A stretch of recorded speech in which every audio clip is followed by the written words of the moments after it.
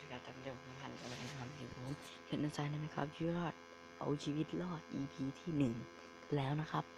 ก็เลยเราก็เข้าไปในเกมไหมครับกันเลยนะครับปั๊บเนี่ยเวอร์ชันเก่าตัวนี้เนี่ยเป็นเวอร์ชันเก่านะครับถ้าไม่เดี๋ยวรบกวนขอเอาซวยด้วยนะครับ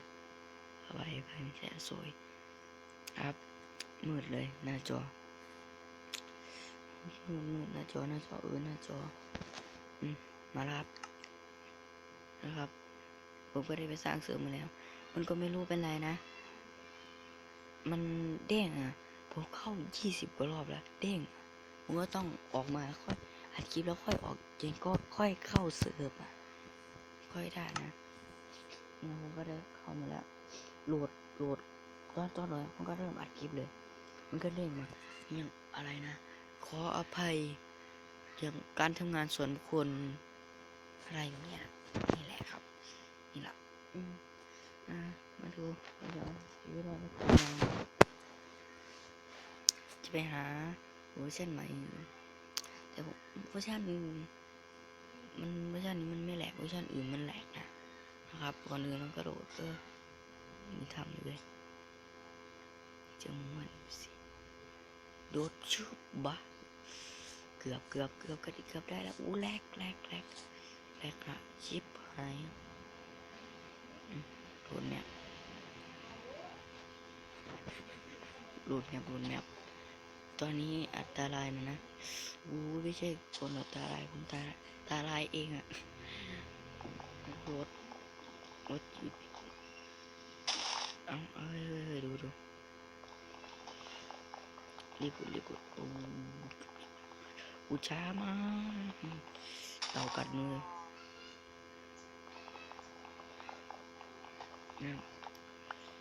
มาดูว่าผมจะเอาชีวิตรอดในสกินนะครับจะตัดไปก่อน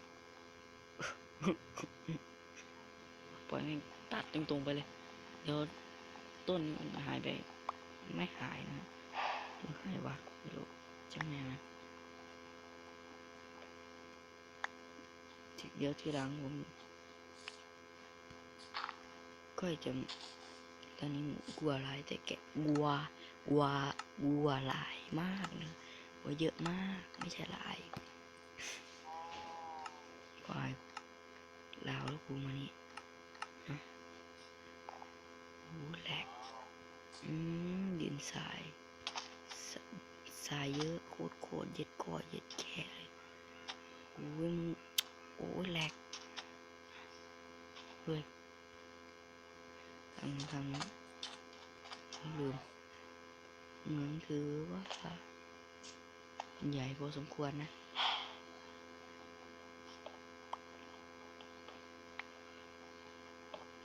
กุด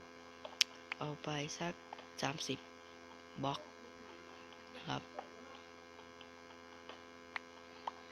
ตอนนี้ยายผมก็กำลังจะนอนตอนนี้ผมยังไม่กินข้าวเลยที่บ่ายโมงแล้วเนี่ยที่แรกก็ว่าจะกินข้าวแต่ว่าจะมาแคสเกมก่อนเพราะว่าไม่ได้แคสช่วงนี้ผมจะไม่ได้แคสหรอกนะครับเพราะว่าผมเรียนไงเข้าใจผมนะช่วงนี้งานเยอะโคตรเย็ดพ่อเย็ดแม่ใช้คำว่าเย็ดเลยแล้วกูไอ้สัตว์กูเป็นคนไม่สุภาพขนาดไหนหรอใช้คำว่าเย็ดเป็นคนไม่สุภาพเอาซะเลยนะครับโอ้ยช้ามากเฮ้ย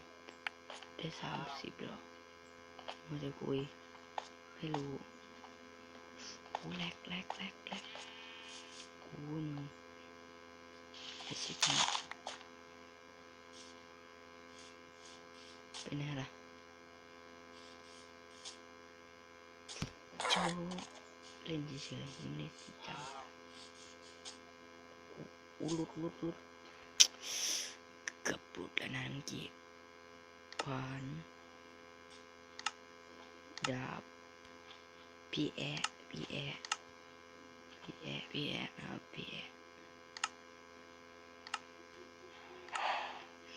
กูเกลียดมึงมากูอะโชไม่เป็นไรเยอะมากมีกี่ตัววะก็ดูว่าผมขอฆ่าแกะก่อนดีกว่าเนาะเพราะว่าถ้ามีแกะปุ๊บโอ้ยมันอยู่นี่เฮ้ยนี่กดโดนเลยช่วยอุ้ยชอบซูเปอร์มากูตายนึงไงวะยังจะมีอีกตัวไหมวะมีก็ชิบหายนั่นไงดิโชว์โชว์โชว์โชว์โชว์โชว์ถึงเฮ้ยแกะไม่มีหรอเฮ้ยต้องมีดิแกะแกะขอแค่ตัวเดียวไม่วิ่งถ้าผมติดวิ่งนะครับแกะจะได้ยินมึงอยู่ไหนแกะน้อยหอยสังนึกว่าอะไรที่แท้สายแกะมีน้อยเฮ้ยที่3เลยความของกู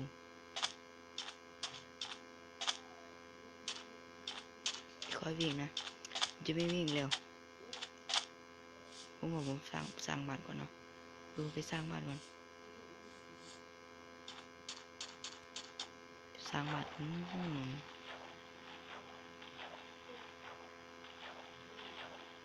ช้า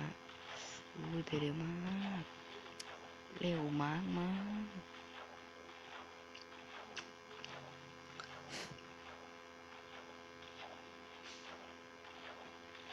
ั่นจิโอ้ยมันจะวิ่งเร็วไปไหนลงน้ำเนี่ยโอ้ยเคยดูผมจะโดดข้ามมันชุบไม่ครับ ไอชิบหายโอ้ยทีอยู่นี่แหละรถรถส่งของอุ้ยไอชิบก็ตัดไม้ก่อนโอ้เอาแหลกไป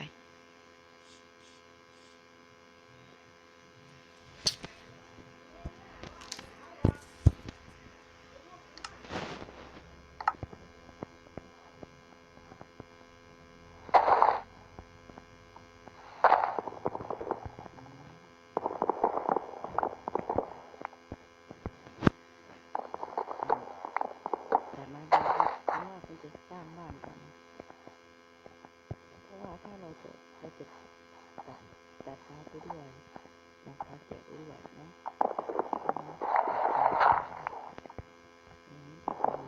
ใช่ไหมแค่นี้นะ3 เดือนแล้วเราจะสร้างบ้านเดี๋ยวนี่แหละกดไปครับดูได้แค่นี้นะแค่นี้นะดูนะครับเยอะนะโอ้โหมันเยอะอุ้ยไม่แรกไม่แรกก็ปรับนี่ก่อนแป๊บเดียว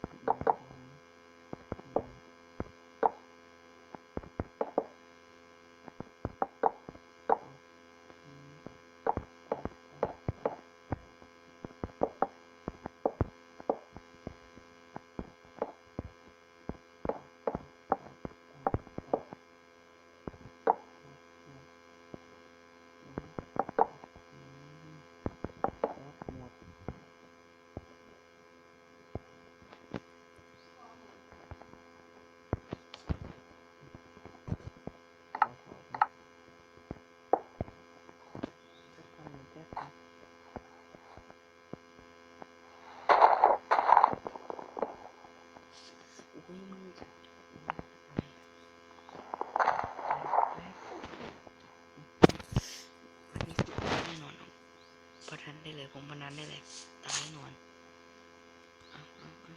เอาแหลกค้างนี้ค้างไป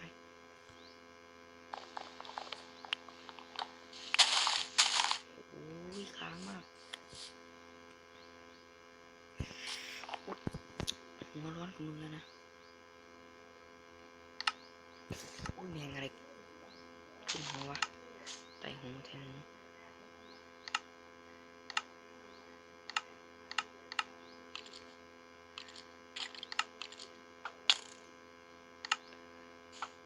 โอ้โหขอบคุณไม่ใช่นี้บางทีมันก็จะตายอยู่ไหนตายกูตาย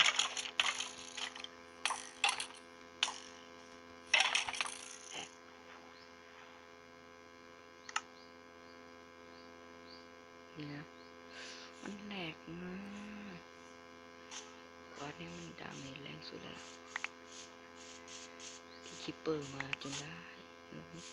แอปเปิลมาลูกเลเวลนี้นะเลเวลนี้2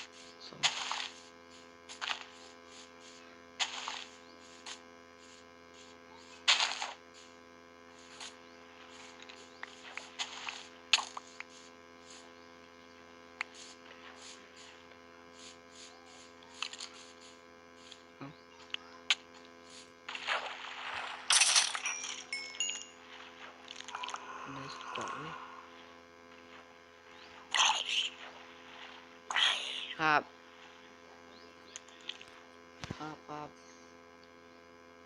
งั้นคลิปนี้ไว้แค่นี้ก่อนนะครับฝากกดไลค์กดติดตามให้ผมด้วยนะครับ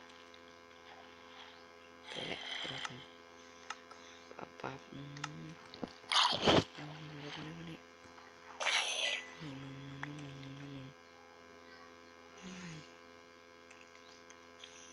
นี่เกาะอีกดอกไม่แค่2ก็ไม่เป็นไร